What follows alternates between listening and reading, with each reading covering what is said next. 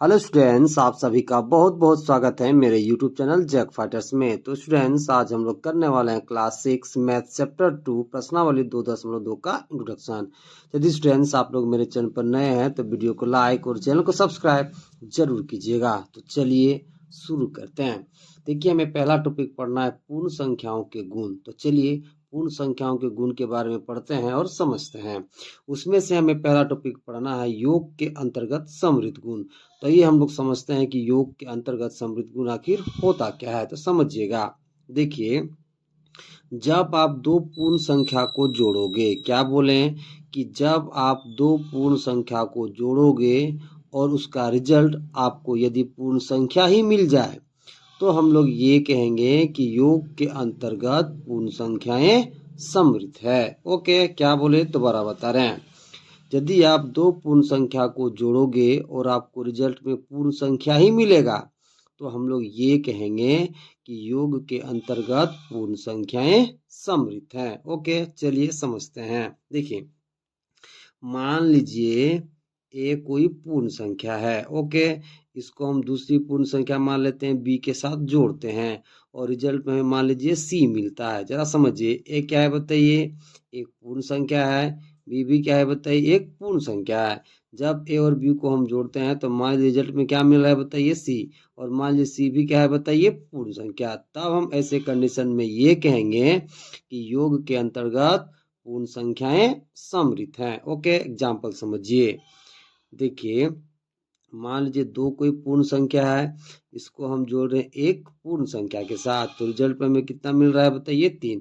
देखिए, दो पूर्ण संख्या है, एक भी क्या है बताइए, पूर्ण संख्या। जब दो पूर्ण संख्या को जोड़ते हैं तो जो रिजल्ट में हमें मिल रहा है वो भी क्या है बताइए, एक पूर्ण संख्या है। यानी कि 3 क्या है बताइए, एक पूर्ण संख्या। ओके, तो जब दो पूर्ण संख्या को जोड़ते हैं और रिजल्ट में हमें पूर्ण संख्या ही मिलता है तब हम कहेंगे कि योग के अंतर्गत जो पूर्ण संख्या है वो समृद्ध है। और एक एग्जाम्पल समझिए। मान लीजिए 4 को आप जोड़ते हो 5 के साथ। ओके, देखिए 4 एक पूर्ण संख्या है, 5 भी एक पूर्ण संख्या है, दोनों का योग कितना आ जाएगा, 9। 9 भी क्या है बताइए, एक पूर्ण संख्या। ओके, तो जब दो पूर्ण संख्या को जोड़ोगे और रिजल्ट में जो मिलेगा वो भी यदि पूर्ण संख्या होगा तो हम क्या कहेंगे कि योग के अंतर्गत पूर्ण संख्या समृद्ध है। ओके, अब चलिए आगे क्या लिखा है देख लेते हैं। देखिए क्या लिखा हुआ है, दो पूर्ण संख्याओं का योग एक पूर्ण संख्या होता है, इसलिए हम कह सकते हैं कि पूर्ण संख्याएं योग के अंतर्गत समृद्ध होते हैं। ओके, चलिए अब दूसरा गुण करते हैं। देखिए, दूसरा गुण है व्यवकलन घटाव के अंतर्गत समृद्ध गुण। तो चलिए हम लोग समझते हैं कि क्या पूर्ण संख्याएं व्यवकलन घटाव के अंतर्गत समृद्ध होते हैं या फिर नहीं होते। ओके, तो जरा समझिएगा कि व्यवकलन के अंतर्गत समृद्ध गुण क्या होता है। देखिए, जब एक पूर्ण संख्या को दूसरे पूर्ण संख्या से आप घटाओगे, ओके, और रिजल्ट में यदि पूर्ण संख्या ही आपको मिल जाए तो हम ये कहेंगे कि व्यवकलन के अंतर्गत जो पूर्ण संख्याएं वो समृद्ध होते हैं। और यदि एक पूर्ण संख्या को दूसरे पूर्ण संख्या से घटाओगे और यदि रिजल्ट में आपको पूर्ण संख्या नहीं मिलता तो हम ये कहेंगे कि व्यवकलन के अंतर्गत जो पूर्ण संख्या है वो समृद्ध नहीं होती है। समझिएगा। देखिए, मान लीजिए ए कोई पूर्ण संख्या है, इसमें हम घटाते हैं बी, ये भी कोई पूर्ण संख्या है। मान लीजिए रिजल्ट में हमें मिल रहा है सी। ओके, देखिए किसी किसी कंडीशन में आपको पूर्ण संख्या मिल भी सकता है और किसी कंडीशन में नहीं मिल सकता है। तो जब एक पूर्ण संख्या को दूसरे पूर्ण संख्या से हम घटाएंगे और रिजल्ट में मान लीजिए पूर्ण संख्या ही मिलेगा तब हम कहेंगे कि व्यवकलन के अंतर्गत पूर्ण संख्याएं समृद्ध होती है। और यदि देखिए, जब एक पूर्ण संख्या को हम दूसरे पूर्ण संख्या से घटाएंगे और यदि रिजल्ट में हमें पूर्ण संख्या नहीं मिलता है तो हम ये कहेंगे कि व्यवकलन के अंतर्गत पूर्ण संख्या समृद्ध नहीं होती हैं। मान लीजिए ए कोई पूर्ण संख्या है, बी भी कोई पूर्ण संख्या है। ओके, अब देखिए सी भी कोई पूर्ण संख्या है। इस कंडीशन के अनुसार यहाँ पे देखिए ए कोई पूर्ण संख्या है, ओके, बी भी कोई पूर्ण संख्या है, लेकिन सी पूर्ण संख्या नहीं है। चलिए एग्जाम्पल से समझते हैं। देखिए जरा समझिएगा। देखिए, हम मान लेते हैं कि 4 कोई पूर्ण संख्या है, हम इसमें घटाते हैं 2। ओके, तो रिजल्ट में हमें कितना मिलता है, 2। तो देखिए 4 पूर्ण संख्या है, 2 भी क्या है बताइए, पूर्ण संख्या। और जो रिजल्ट में मिला है 2 वो भी क्या है बताइए, पूर्ण संख्या। तो जरा देखिए यहाँ पर इस कंडीशन में ओके। जब एक पूर्ण संख्या को दूसरे पूर्ण संख्या से हम घटाते हैं तो रिजल्ट में हमें क्या मिलता है, पूर्ण संख्या ही मिलता है। तो इस कंडीशन में व्यवकलन के अंतर्गत पूर्ण संख्या समृद्ध है। इस कंडीशन में देखिए, मान लीजिए दो कोई पूर्ण संख्या है, इसमें हम घटाते हैं एक पूर्ण संख्या 4, तो रिजल्ट में हमें कितना मिलता है, -2। कितना मिलता है बताइए, -2। अब देखिए, दो क्या है बताइए, पूर्ण संख्या, 4 क्या है बताइए, पूर्ण संख्या, लेकिन जो रिजल्ट में हमें मिला है -2, ये पूर्ण संख्या नहीं है। ओके, तो देखिए इस कंडीशन में, ठीक है, पूर्ण संख्याएं व्यवकलन के अंतर्गत समृद्ध है, लेकिन इस कंडीशन में, ठीक है, व्यवकलन के अंतर्गत पूर्ण संख्या समृद्ध नहीं है। ओके, तो किसी किसी कंडीशन में पूर्ण संख्याएं व्यवकलन के अंतर्गत समृद्ध होती है और किसी किसी कंडीशन में पूर्ण संख्याएं व्यवकलन के अंतर्गत समृद्ध नहीं होती है। तो सिंपल हम क्या कह सकते हैं कि व्यवकलन के अंतर्गत पूर्ण संख्याएं समृद्ध नहीं होती है। सब में सेटिस्फाई करता है ये गुण। ओके, तो हम ऐसा कह सकते थे कि व्यवकलन के अंतर्गत पूर्ण संख्या समृद्ध होती है, लेकिन किसी कंडीशन में करता है और किसी कंडीशन में नहीं करता। तो हम क्या कहेंगे कि व्यवकलन के अंतर्गत पूर्ण संख्या समृद्ध नहीं होती है। ओके, तो चलिए क्या लिखा है देख लेते हैं। देखिए, दो पूर्ण संख्याओं का व्यवकलन सदैव एक पूर्ण संख्या नहीं होती है, इसलिए हम कह सकते हैं कि पूर्ण संख्याएं व्यवकलन के अंतर्गत समृद्ध नहीं होते हैं। ओके, चलिए अब तीसरा गुण करते हैं। देखिए, तीसरा गुण है गुणन के अंतर्गत समृद्ध गुण। तो चलिए हम लोग समझते हैं कि गुणन के अंतर्गत पूर्ण संख्याओं का समृद्ध गुण क्या होता है। तो जरा समझिएगा। देखिए, जब एक पूर्ण संख्या को आप दूसरे पूर्ण संख्या से गुणा करोगे और रिजल्ट में यदि आपको पूर्ण संख्या ही मिल जाए, तो हम ऐसा कहेंगे कि गुणन के अंतर्गत पूर्ण संख्याएं समृद्ध होती है। ओके, समझिएगा। देखिए, मान लेते हैं कि ए कोई पूर्ण संख्या है, इसको हम गुणा कर रहे हैं दूसरे पूर्ण संख्या बी के साथ, और मान लीजिए रिजल्ट में हमें सी मिल रहा है। देखिए, ए कोई पूर्ण संख्या माने, बी भी कोई पूर्ण संख्या माने, और रिजल्ट में जो सी आ रहा है इसे भी हम क्या माने, पूर्ण संख्या। तो जब ऐसा कंडीशन सेटिस्फाई होगा तब हम कहेंगे कि गुणन के अंतर्गत पूर्ण संख्याएं समृद्ध होती है। एग्जाम्पल समझिए। देखिए, दो कोई पूर्ण संख्या है, ठीक है, इसको हम गुना कर रहे हैं तीन कोई पूर्ण संख्या के साथ, तो रिजल्ट में हमें क्या मिल रहा है, 6। ओके, तो 6 भी क्या है बताइए, एक पूर्ण संख्या। देखिए, दो कोई पूर्ण संख्या, तीन भी कोई पूर्ण संख्या और 6 भी क्या है बताइए, कोई पूर्ण संख्या। तो जब दो पूर्ण संख्या को आप गुना करोगे और रिजल्ट में आपको पूर्ण संख्या ही मिलेगा, तब हम ये कहेंगे कि गुणन के अंतर्गत पूर्ण संख्याएं समृद्ध होती है। और एग्जाम्पल समझिए।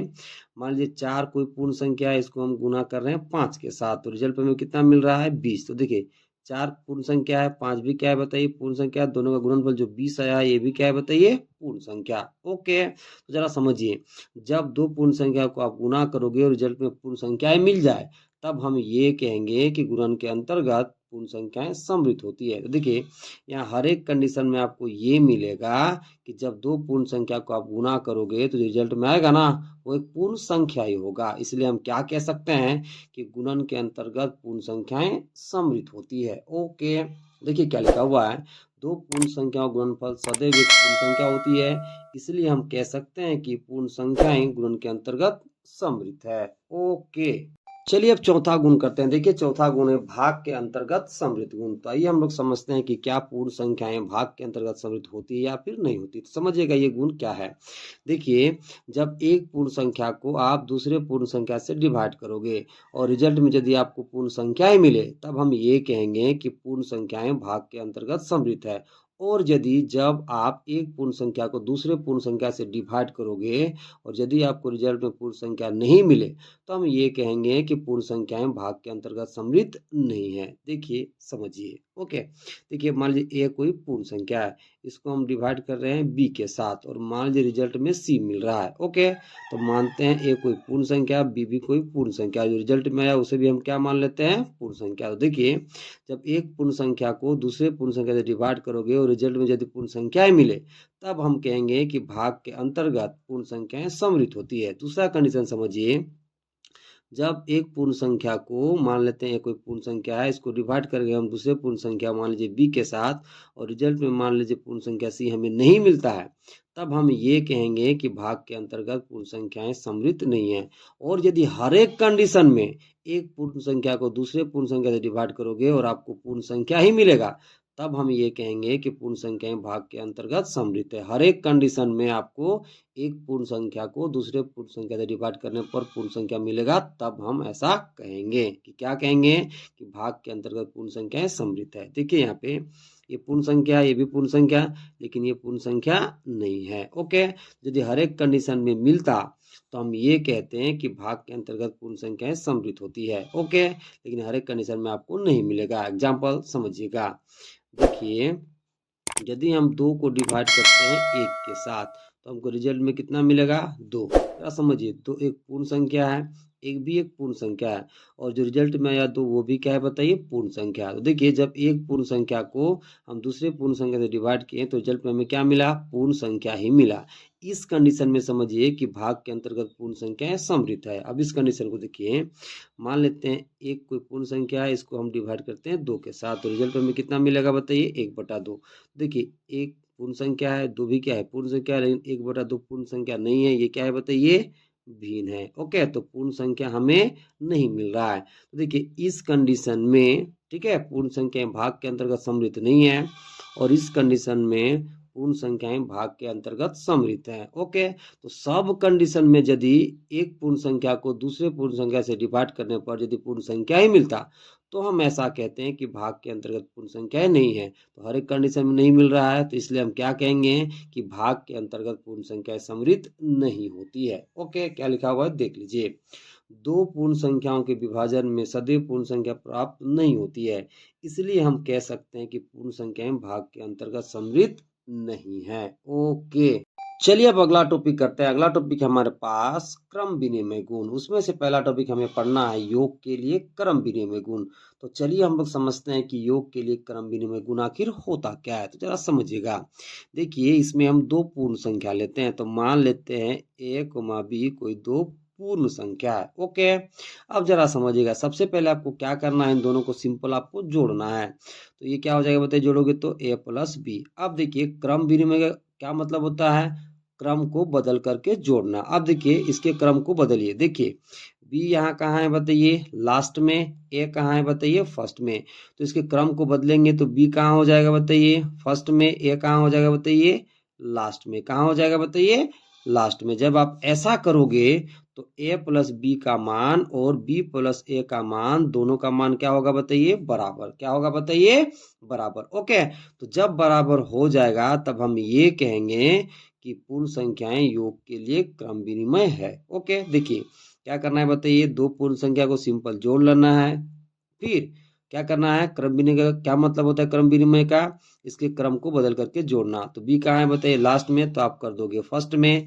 ए कहाँ है? फर्स्ट में, तो इसे आप कर दोगे लास्ट में। ओके, जब आप ऐसा करोगे तो a + b और b + a दोनों का वैल्यू क्या आएगा बताइए? सेम आएगा। ओके, जब सेम आ जाएगा तब हम ये कहेंगे कि योग के लिए पूर्ण संख्याएं क्रम विनिमय है। एग्जाम्पल समझिए।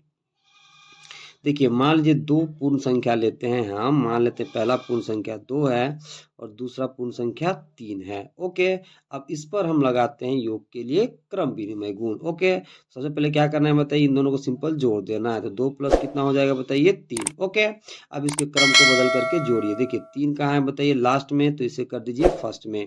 2 कहाँ है? फर्स्ट में, तो आप इसे कर दोगे लास्ट में। ओके, देखिए 2 और 3 कितना हो जाएगा जोड़ने पर? 5, और 3 और 2 जोड़ने पर कितना हो जाएगा? 5। देखिए, दोनों का वैल्यू क्या आ रहा है बताइए? बराबर। ओके, तो जब ऐसा आ जाएगा तब हम ये कहेंगे कि योग के लिए पूर्ण संख्याएं क्या है बताइए? क्रम विनिमय है। ओके, और योग के लिए पूर्ण संख्याएं क्रम विनिमय होती भी है। और एक एग्जांपल समझिए। देखिए, मान लीजिए 6 को हम 7 के साथ जोड़ते हैं। अब इसके क्रम को बदल करके जोड़िए तो ये कितना हो जाएगा? 7 + 6। ओके, अब देखिए 6 और 7 जोड़ोगे कितना मिलेगा? 13। यहाँ 7 और 6 जोड़ोगे तो कितना मिलेगा? 13। देखिए, दोनों का वैल्यू क्या हो रहा है बताइए? बराबर। तब हम ये कहेंगे कि योग के लिए पूर्ण संख्याएं क्रम विनिमय होती है। ओके, देखिए क्या लिखा हुआ है। इसलिए हम कह सकते हैं कि योग के अंतर्गत पूर्ण संख्याएं क्रम विनिमय होती है। ओके, चलिए अब अगला गुण करते हैं। अगला गुण है हमारे पास व्यवकलन घटाव के अंतर्गत क्रम विनिमय गुण। तो चलिए हम लोग समझते हैं कि क्या पूर्ण संख्याएं व्यवकलन के अंतर्गत क्रम विनिमय होते हैं या फिर नहीं होते। ओके, तो समझिएगा। देखिए, क्रम विनिमय में हम दो पूर्ण संख्या लेते हैं। तो मान लेते हैं ए बी कोई पूर्ण संख्या है।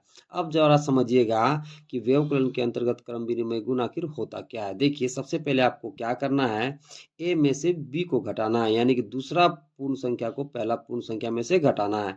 तो घटाओगे तो क्या होगा बताइए, ए माइनस बी। ओके, अब इसके क्रम को बदल करके आपको घटाना है, यानी कि जरा समझिएगा। देखिए, बी यहाँ कहाँ है बताइए, लास्ट में। ए कहाँ है बताइए, फर्स्ट में। अभी देखिए, बी ए में से घट रहा है। अब आपको क्रम को बदल करके घटाना है, तो क्या होगा, बी फर्स्ट में हो जाएगा। अब कौन घटेगा बताइए, ए। जब आप ऐसा करोगे, ठीक है, तो यदि दोनों का वैल्यू बराबर आ जाएगा, अभी के लिए हम मान लेते हैं कि यहाँ बराबर है। यदि दोनों का वैल्यू बराबर आ जाएगा तो हम ये कहेंगे कि व्यवकलन के अंतर्गत पूर्ण संख्या क्रम विनिमय है। और यदि ए माइनस बी और बी माइनस ए का वैल्यू बराबर नहीं आता है, तब हम ये कहेंगे कि व्यवकलन के अंतर्गत पूर्ण संख्याएं क्रम विनिमय नहीं है। दोबारा समझिए, सबसे पहले आपको दो पूर्ण संख्या लेना है। तो मान लीजिए ए बी कोई पूर्ण संख्या है। अब देखिए, दूसरा पूर्ण संख्या को पहला पूर्ण संख्या में से घटाना है। फिर क्या करना है, इसके क्रम को बदल करके घटाना है। बी लास्ट में है तो इसे आप लिख लोगे फर्स्ट में, ए फर्स्ट में तो इसे आप लिख लोगे लास्ट में। ओके, और यदि ए माइनस बी और बी माइनस ए का वैल्यू बराबर आ जाता है, तो हम ये कहेंगे कि व्यवकलन के अंतर्गत, ठीक है, पूर्ण संख्याएं क्रम विनिमय है। और यदि ए माइनस बी और बी माइनस ए का वैल्यू बराबर नहीं आता है, तो हम ये कहेंगे कि व्यवकलन के अंतर्गत पूर्ण संख्या क्रम विनिमय नहीं है। अभी के लिए हम यहाँ बराबर मान लेते हैं। एग्जाम्पल से हम समझेंगे कि व्यवकलन के अंतर्गत पूर्ण संख्याएं क्रम विनिमय होती या फिर नहीं होती। तो चलिए एग्जाम्पल लेते हैं। ओके, तो देखिए, मान लेते हैं कि 2 3 कोई पूर्ण संख्या है। ओके, अब देखिए, दूसरा पूर्ण संख्या को पहला पूर्ण संख्या में से घटाना है। तो क्या लिखोगे, 2 माइनस 3। अब इसके क्रम को बदल करके घटाना है, यानी कि 3 को पहले लिखोगे, फिर कितना घटाओगे बताइए, 2। ओके, अभी के लिए आप यहाँ बराबर मान लो। अब देखिए, 2 में से 3 जाएगा तो कितना मिलेगा बताइए, माइनस में 1। और 3 में से 2 जाएगा तो वो कितना मिलेगा बताइए, 1। तो क्या -1 और 1 बराबर होता है, तो बराबर नहीं होता। तो यहाँ भी आप काट दोगे, यहाँ भी आप काट दोगे, अर्थात ए माइनस बी बी माइनस ए के इक्वल नहीं होता। तो इससे क्या पता चला कि व्यवकलन के अंतर्गत पूर्ण संख्याएं क्रम विनिमय नहीं होती है। ओके, तो क्या लिखा हुआ देखिए, इसलिए हम कह सकते हैं कि व्यवकलन के अंतर्गत पूर्ण संख्याएं क्रम विनिमय नहीं है। क्यों नहीं है, क्योंकि A minus B not equal to B minus A है। ओके, चलिए अब अगला गुण करते हैं। अगला गुण हमारे पास गुणन के लिए क्रम विनिमय गुण। तो हम लोग चलिए समझते हैं कि गुणन के लिए क्रम विनिमय गुण आखिर क्या होता है। तो समझिएगा, इसमें भी हम दो पूर्ण संख्या लेते हैं। तो मान लेते हैं ए बी कोई पूर्ण संख्या है। सबसे पहले आपको क्या करना है, दोनों को गुणा करना है। तो सिंपल गुणा करोगे तो ये कितना हो जाएगा बताइए, ए गुना बी।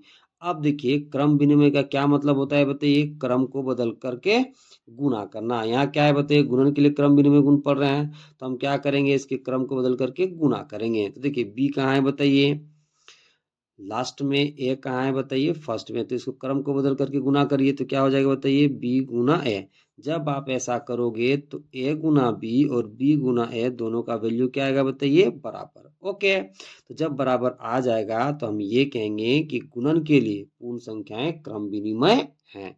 ओके, और बराबर आएगा भी। देखिए एग्जाम्पल समझिए, मान लेते हैं 2,3 कोई पूर्ण संख्या है। ओके, देखिए, सबसे पहले क्या करना है, दोनों को गुना करना है। तो 2 गुना कितना हो जाएगा बताइए, 3। अब इसके क्रम को बदल करके गुना करिए, तो ये कितना हो जाएगा बताइए, 3 गुना 2। ओके, अब देखिए, 2 तिया कितना होता है बताइए, 6। 3 दूना कितना होता है बताइए, 6। तो आप देख सकते हैं कि 2 गुना 3 6 आया, और 3 गुना 2 भी आया 6। ओके, यानी कि ये दोनों वैल्यू क्या है बताइए, बराबर है। तब हम ये कहेंगे कि गुणन के लिए पूर्ण संख्याएं क्रम विनिमय है। और एग्जाम्पल समझिए, मान लीजिए 4,5 कोई दो पूर्ण संख्या है। सबसे पहले इन दोनों को आप गुना करोगे, तो 4 गुना कितना हो जाएगा बताइए, 5। अब इसके क्रम को बदल करके गुना करिए, तो ये कितना हो जाएगा बताइए, 5 गुना 4। देखिए, 5 लास्ट में है तो यहाँ हो जाएगा फर्स्ट में, 4 फर्स्ट में तो यहाँ हो जाएगा लास्ट में।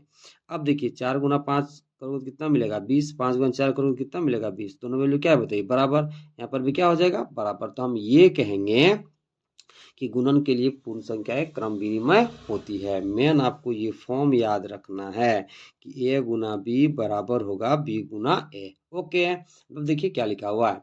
इसलिए हम कह सकते हैं कि गुणन के लिए पूर्ण संख्याएं क्रम विनिमय है। क्यों है? क्योंकि ए गुना बी किसके इक्वल है बताइए? बी गुना ए के इक्वल है। चलिए अब अगला टॉपिक करते हैं। अगला टॉपिक हमारे पास भाग के लिए क्रम विनिमय गुण। तो चलिए हम लोग समझते हैं कि भाग के लिए क्रम विनिमय गुण आखिर क्या होता है। समझिएगा, देखिए इस गुण में हम दो पूर्ण संख्या लेते हैं। तो मान लेते हैं a व b कोई दो पूर्ण संख्या है।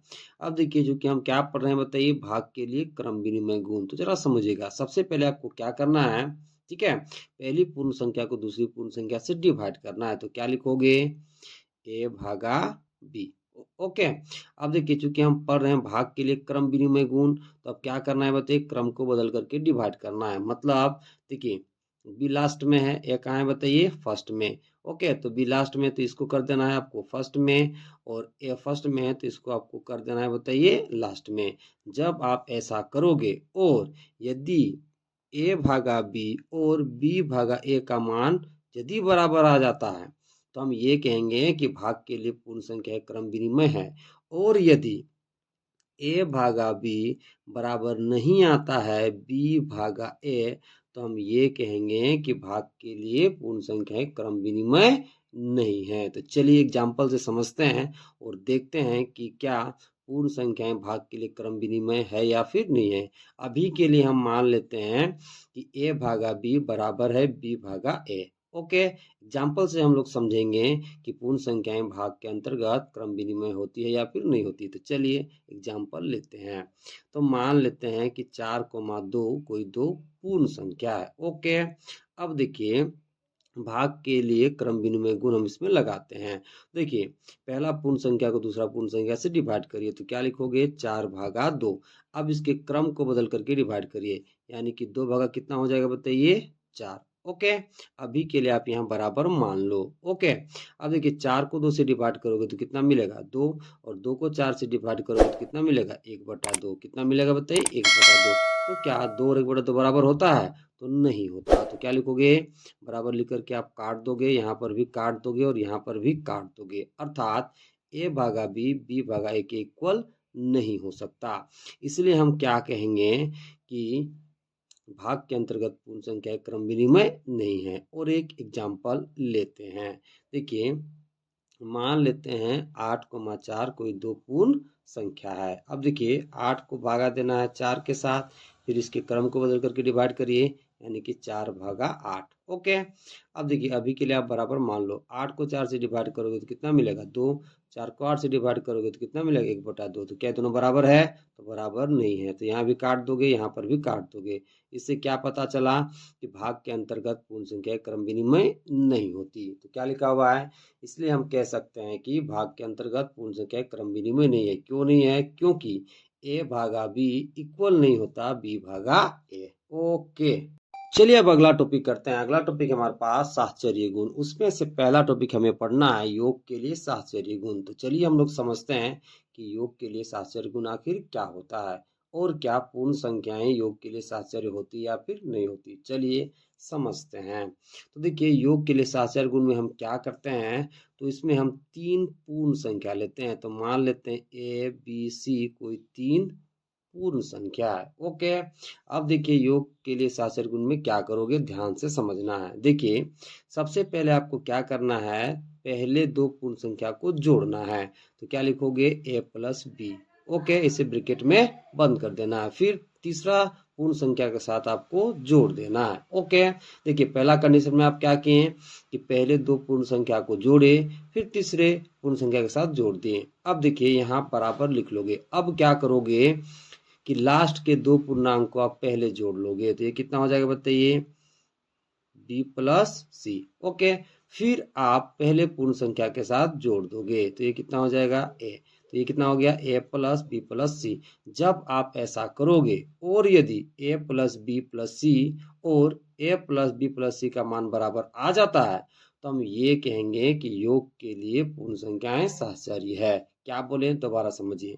आप सबसे पहले 3 पूर्ण संख्या लोगे, तो हम यहाँ मान लिए कि a, b, c कोई 3 पूर्ण संख्या है। सबसे पहले आपको क्या करना है, पहले 2 पूर्ण संख्या को जोड़ लेना है, फिर तीसरे पूर्ण संख्या के साथ जोड़ना है, फिर आप यहाँ बराबर लिख लोगे। फिर क्या करोगे बराबर के इस पार कि लास्ट के 2 पूर्ण संख्या को जोड़ लेना है, फिर पहले पूर्ण संख्या के साथ जोड़ना है, और जोड़ने के बाद यदि a प्लस बी प्लस सी और a प्लस बी प्लस सी का मान बराबर आ जाता है, तो हम ये कहेंगे कि योग के लिए पूर्ण संख्याएं सहचर्य है। चलिए एग्जाम्पल से समझते हैं। ओके, तो हम मान लेते हैं 2, 3, 5।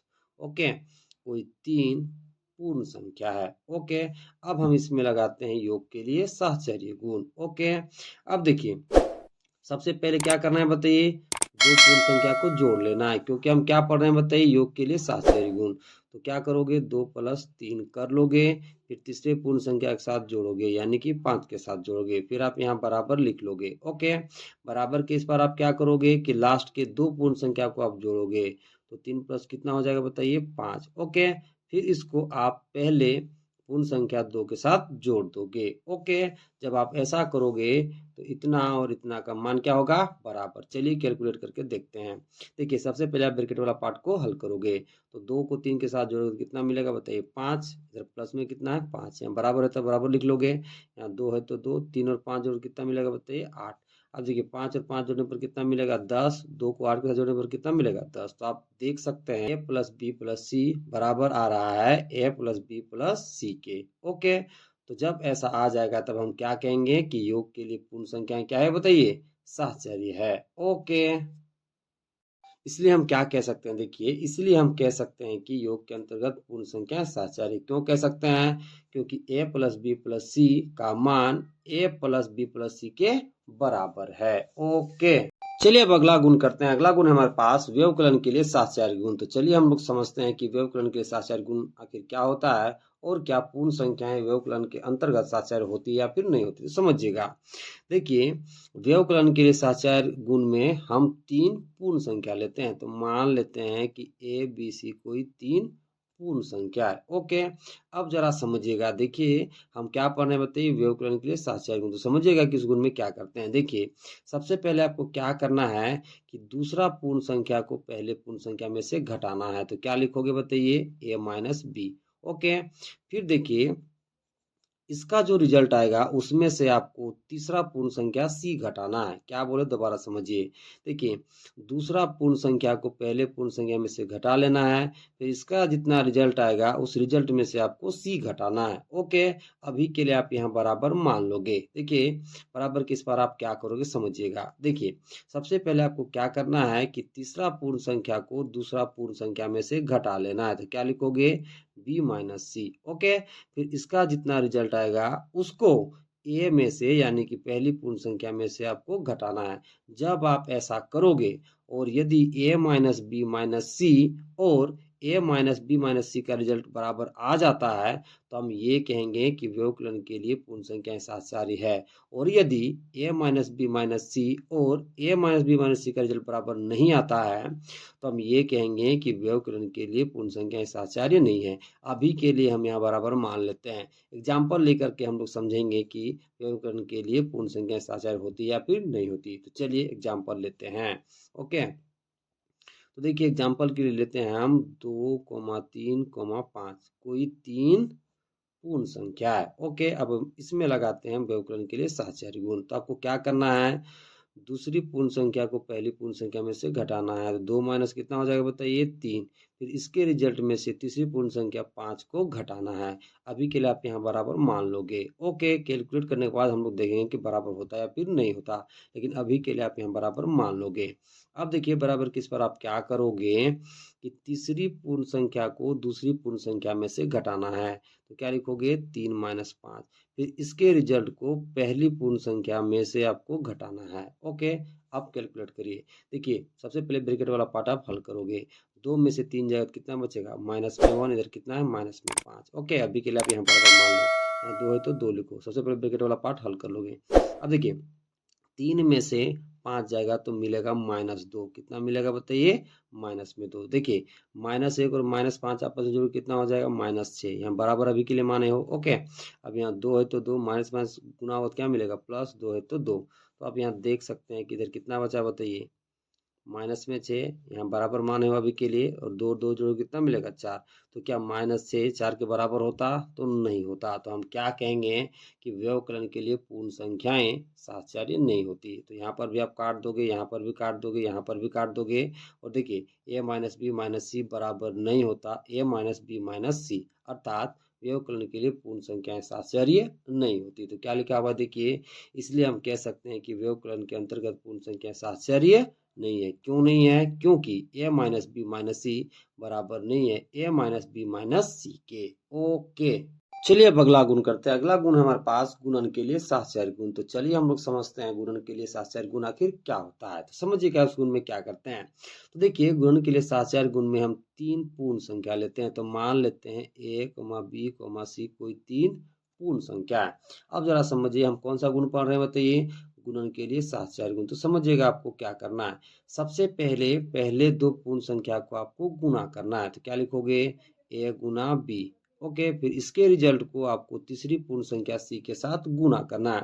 फिर आपको यहाँ बराबर लिख लेना है। अब बराबर के इस बार क्या करोगे समझिएगा, लास्ट के 2 पूर्ण संख्या को आपको गुणा कर लेना है। तो ये कितना हो जाएगा बताइए? b गुना c। अब इसके रिजल्ट को आपको पहले पूर्ण संख्या a के साथ गुणा करना है। जब आप ऐसा करोगे और a गुना b, ठीक है, गुना c बराबर होगा a Guna b Guna c, तो हम ये कहेंगे कि गुणन के लिए पूर्ण संख्याएं साहचर्य है। ओके, सबसे पहले क्या करना है बताइए? शुरू के 2 पूर्ण संख्या को गुणा कर लेना है, फिर तीसरी पूर्ण संख्या से गुणा करना है। बराबर किस बार क्या करोगे कि लास्ट के 2 पूर्ण संख्या से पूर्ण संख्या को गुणा कर लोगे। ओके, फिर आप पहले पूर्ण संख्या से गुणा करोगे, और यदि इतना और इतना का मान बराबर आ जाता है तो हम ये कहेंगे कि गुणन के लिए पूर्ण संख्याएं साहचर्य है। ओके, एग्जाम्पल लेके हम लोग समझते हैं कि गुणन के लिए पूर्ण संख्या साहचर्य होती है या फिर नहीं होती। तो चलिए एग्जाम्पल लेते हैं। तो देखिए मान लेते हैं 2, 3, 4 कोई 3 पूर्ण संख्या है। ओके, अब हम इसमें लगाते हैं गुणन के लिए साहचर्य गुण। तो हम क्या करते हैं बताइए? सबसे पहले 2 पूर्ण संख्या को आप गुणा करोगे तो 2 गुना कितना हो जाएगा बताइए? 3। फिर इसके रिजल्ट को आप तीसरे पूर्ण संख्या 4 के साथ गुणा करोगे। फिर आप यहाँ लिख लोगे बराबर।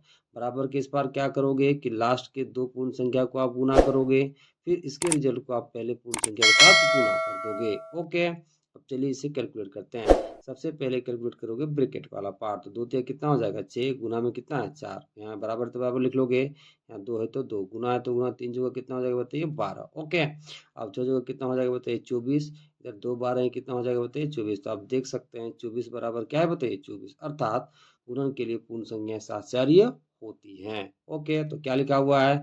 इसलिए हम कह सकते हैं कि गुणन के लिए पूर्ण संख्याएं साहचर्य। क्यों साहचर्य है? क्योंकि a Guna b Guna c बराबर है a Guna b Guna c के। ओके, चलिए अब अगला टॉपिक करते हैं। अगला टॉपिक है हमारे पास वितरण गुण। उसमें से पहला टॉपिक पढ़ना है योग पर गुणन का वितरण गुण। तो चलिए हम लोग समझते हैं कि योग पर गुण का वितरण गुण क्या होता है। तो जरा समझिएगा कि इस गुण में क्या होता है। देखिए इस गुण में हम 3 पूर्ण संख्या लेते हैं। तो मान लेते हैं a, b, c कोई 3 पूर्ण संख्या है। अब देखिए इस गुण में क्या होता है समझिएगा। देखिए लास्ट के 2 पूर्ण संख्या को आपको जोड़ लेना है। जोड़ोगे लास्ट के 2 पूर्ण संख्या तो कितना मिलेगा बताइए? b plus c। ओके, फिर इसके रिजल्ट को आपको a से गुना कर देना है। देखिए क्या बोले कि लास्ट के 2 पूर्णांक को आपको जोड़ लेना है, फिर इसके रिजल्ट को आपको a के साथ गुना करना है। ओके, अब जरा आगे समझिए। आप यहाँ बराबर लिख लोगे। अब देखिए आपको क्या करना है, a को इस b प्लस c के साथ बारी बारी से गुना करना है। कैसे गुना करोगे समझिएगा। देखिए a को गुना करना है b के साथ, फिर गुना करोगे a को c के साथ। तो क्या लिखोगे? a को गुना करोगे b के साथ तो क्या लिखोगे? a गुना b, फिर ब्रैकेट में आप बंद कर देना। ओके, अब देखिए यहाँ प्लस है तो आप लिख लोगे यहाँ पे प्लस। ओके, अब देखिए a को गुना करोगे आप c के साथ तो क्या लिखोगे? a Guna c।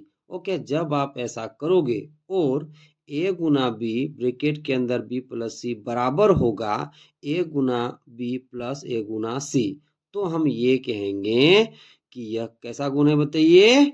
वितरण गुण है। क्या गुण है बताइए? अवितरण गुण है। और कौन सा वितरण गुण? तो योग पर गुणन का अवितरण गुण। दोबारा समझिए, जब ए गुना बी ब्रैकेट के अंदर बी प्लस सी बराबर होगा ए गुना बी प्लस ए गुना सी, तब हम ये कहेंगे कि यह गुण कौन सा है? तो यह गुण है योग पर गुणन का अवितरण गुण। ओके।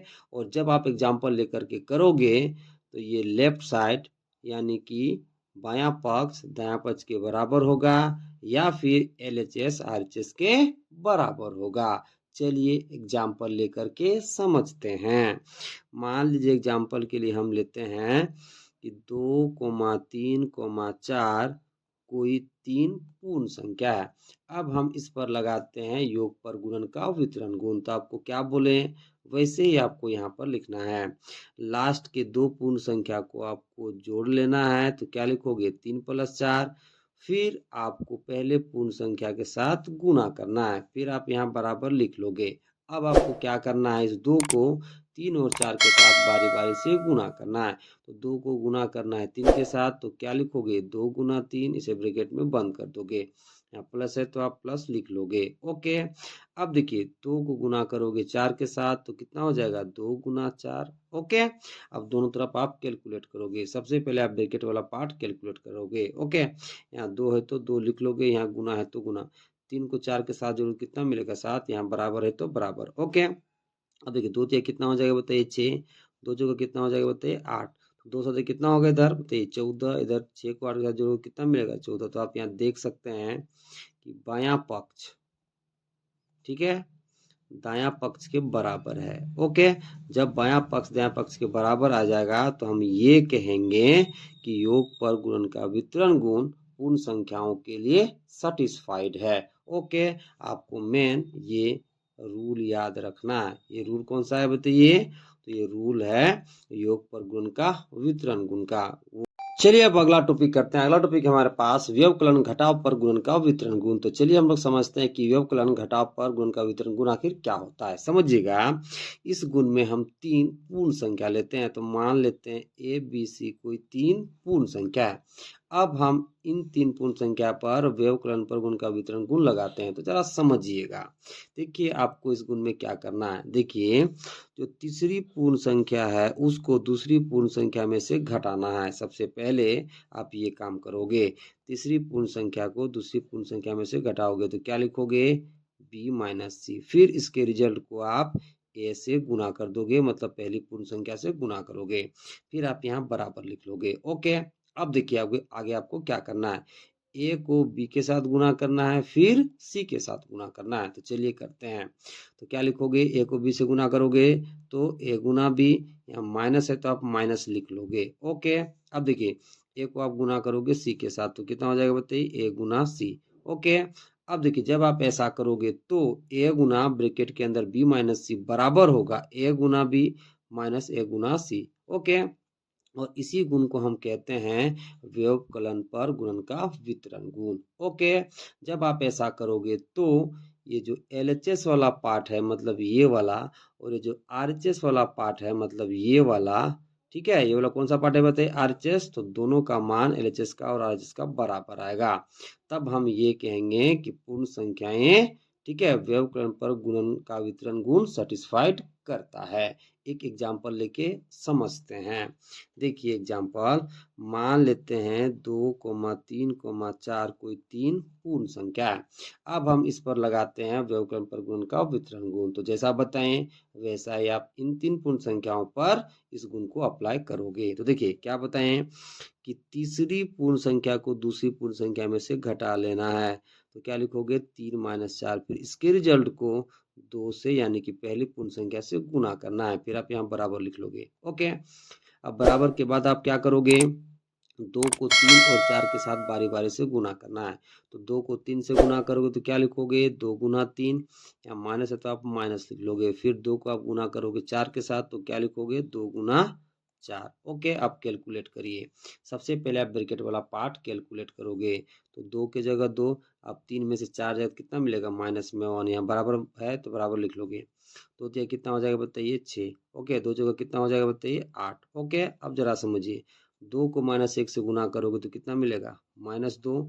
6 में से 8 जाएगा तो आपको कितना मिलेगा, -2। तो आप देख सकते हैं कि -2 के बराबर है। ओके, यानी कि ये जो आपका बायां पक्ष है, ठीक है, वो दायां पक्ष के बराबर है। ठीक है, तब हम ये कहेंगे कि पूर्ण संख्याएं, ठीक है, व्यवकलन पर गुण का वितरण गुण को सेटिस्फाइड करता है। मेन आपको ये रूप याद रखना है। ये रूप कौन सा है बाबू लोग, तो ये रूप है a गुना बी ब्रैकेट के अंदर b माइनस सी बराबर होगा a गुना बी माइनस a गुना सी। ओके, ये रूप को आप याद रखोगे। चलिए अब अगला टॉपिक करते हैं। अगला टॉपिक है हमारे पास योज्य तत्समक। तो चलिए हम लोग समझते हैं कि योज्य तत्समक क्या होता है। तो जरा समझिएगा, किसी भी पूर्ण संख्या को जब आप 0 के साथ जोड़ोगे तो आपको वही पूर्ण संख्या मिलेगी। क्या बोले कि किसी भी पूर्ण संख्या को जब आप 0 के साथ जोड़ोगे तो आपको वही पूर्ण संख्या मिलेगी, इसलिए 0 को योज्य तत्समक कहा जाता है। ओके, एग्जाम्पल समझिएगा। मान लेते हैं ए मेरे पास कोई पूर्ण संख्या है, जब हम इसको जोड़ते हैं 0 के साथ तो हमें रिजल्ट में कितना मिलेगा बताइए, ए मिलेगा। कितना मिलेगा, ए। यानी कि किसी भी पूर्ण संख्या में जब 0 के साथ हम उसको जोड़ते हैं तो उस पूर्ण संख्या में कोई बदलाव नहीं आता, इसलिए 0 को हम क्या कहते हैं बताइए, योज्य तत्समक कहते हैं। और एग्जाम्पल समझिए, मान लीजिए 2 कोई पूर्ण संख्या है, ठीक है, इसको हम जोड़ते हैं 0 के साथ तो हमें कितना मिलता है बताइए, 2। ओके, यानी कि 2 को 0 के साथ जोड़ने पर इस 2 में कोई फर्क नहीं पड़ता, इसलिए 0 को क्या कहते हैं, योज्य तत्समक कहते हैं। अब देखिए, मान लीजिए 5 को हम जोड़ते हैं 0 के साथ तो हमें रिजल्ट में कितना मिलता है बताइए, 5। ओके, यानी कि 5 में 0 जोड़ने पर 5 में कोई फर्क नहीं पड़ता, हमें वही पूर्ण संख्या फिर से मिल जाती है। ओके, देखिए, a को जोड़े 0 के साथ तो हमें यही मिला, मतलब वही पूर्ण संख्या मिला। 2 को जोड़े 0 के साथ तो हमें 2 मिला, यानी कि वही पूर्ण संख्या मिला। 5 को जोड़े 0 के साथ तो हमें वही पूर्ण संख्या यानी कि 5 मिला। यानी कि किसी भी पूर्ण संख्या को जब आप 0 के साथ जोड़ोगे तो आपको वही पूर्ण संख्या मिलेगा, इसलिए 0 को क्या कहते हैं, तो योज्य तत्समक कहते हैं। इसलिए आप याद रखोगे कि योज्य तत्समक कितना होता है मेरे प्यारे बच्चों, तो 0 होता है। ओके, चलिए अब अगला टॉपिक करते हैं। अगला टॉपिक है हमारे पास गुणात्मक तत्समक। तो चलिए हम लोग समझते हैं कि गुणात्मक तत्समक आखिर क्या होता है। तो जरा समझिएगा, किसी भी पूर्ण संख्या को जब आप 1 के साथ गुना करोगे तो आपको वही पूर्ण संख्या मिल जाएगी, इसलिए एक को हम क्या कहते हैं, गुणात्मक तत्समक कहते हैं। जरा समझिएगा एग्जाम्पल। ओके, मान लेते हैं कि ए कोई पूर्ण संख्या है, इसको हम गुना करते हैं 1 के साथ तो हमें क्या मिलता है, ए, यानी कि वही पूर्ण संख्या हमको फिर से मिल गई, इसलिए एक को हम क्या कहते हैं, गुणात्मक तत्समक कहते हैं। अगला एग्जाम्पल समझिए, मान लीजिए 0 कोई पूर्ण संख्या है, इसको हम गुना करेंगे 1 के साथ हमें कितना मिलेगा, 0, इसलिए एक को हम क्या कहते हैं, गुणात्मक तत्समक कहते हैं। यानी कि किसी पूर्ण संख्या को जब आप 1 के साथ गुना करोगे तो उस पूर्ण संख्या में कोई बदलाव नहीं आता, इसलिए एक को क्या कहते हैं, गुणात्मक तत्समक कहते हैं।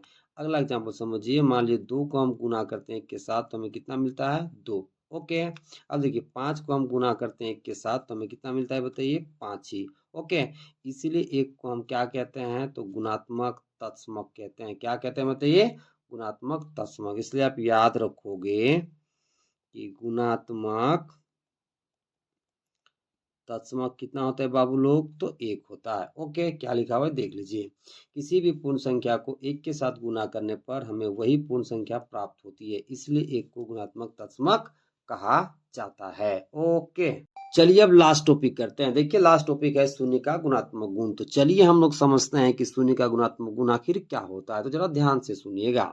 देखिए, किसी भी पूर्ण संख्या को जब आप 0 के साथ गुना करोगे तो आपको 0 ही मिलेगा, इसलिए इस गुण को क्या कहते हैं बताइए, तो शून्य का गुणात्मक गुण कहते हैं। दोबारा सुनिए कि किसी भी पूर्ण संख्या को जब आप 0 के साथ गुना करोगे तो आपको क्या मिलेगा बताइए, 0 ही मिलेगा, इसलिए इस गुण को क्या कहते हैं, तो शून्य का गुणात्मक गुण कहते हैं। एग्जाम्पल समझिए, मान लीजिए एक कोई पूर्ण संख्या है, इसको हम गुना करते हैं 0 के साथ तो रिजल्ट में हमें कितना मिलेगा, 0 ही।